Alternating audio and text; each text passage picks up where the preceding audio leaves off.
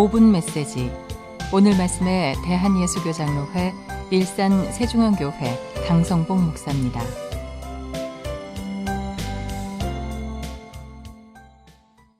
자기 죄를 짓고 하리라는 제목으로 말씀드리려고 합니다. 미국에서 살인과 실종 등 연루된 혐의를 받아온 부동산 재벌이 혼자 말로 내가 도대체 무슨 짓을 했다고, 물론 전부 다 죽였지 라고 미국의 부동산 재벌 2세 로버트 더스트는 2년 전에 다큐멘터리 녹화 도중에 화장실에서 이렇게 혼자 읊조린 음성이 공개되어 화제가 됐습니다. 당시 화장실에는 아무도 없었지만 그가 차고 있던 녹화용 마이크로 녹음이 되어서 세상에 공개되었던 것입니다. 미 연방수사국은 방송 하루 전날 밤 뉴올리언스 한 호텔에서 71세의 더스트를 살해 혐의로 체포했던 것입니다.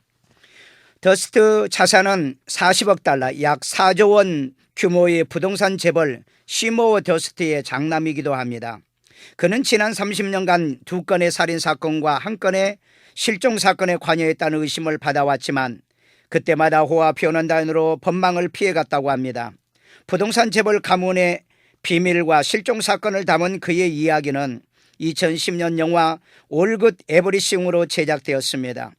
더스트의 첫 의혹은 1982년 아내 캐슬린의 실종이었습니다. 그는 기차역에 데려다준 아내가 사라졌다고 경찰에 실종 신고를 냈지만 경찰은 더스트를 용의자로 지목했습니다. 이웃들이 캐슬린이 평소 내 신변에 무슨 일이 생기면 무조건 남편의 일이라고 말했던 것을 증언했습니다.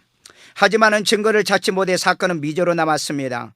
그 후에 18년이 지난 2000년에 대학 동창 여자친구 버만이 더스트의 아내 실종 사건을 제보했다가 버만이 자택에서 총에 맞아 숨진 것을 발견되었습니다.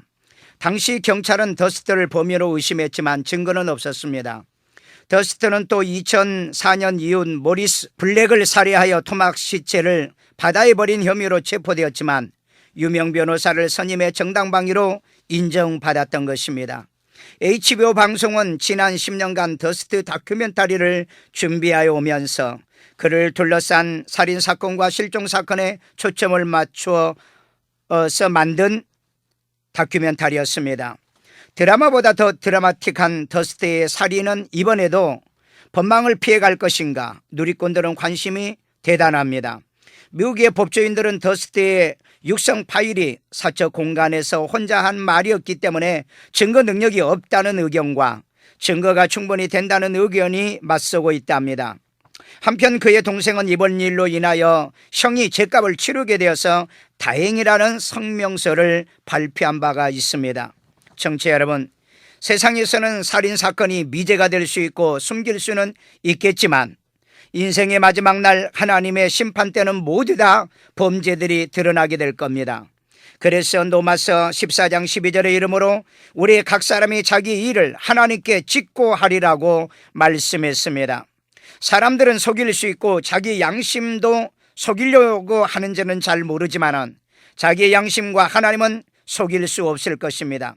그렇기 때문에 우리 인간은 하나님 앞에 서기 전에 자기의 잘못을 고백하고 회개하고 죄값을 치루어야 할 줄로 믿습니다.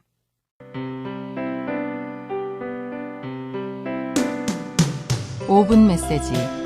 오늘 말씀에 대한예수교장로회 일산 세중앙교회 강성봉 목사였습니다.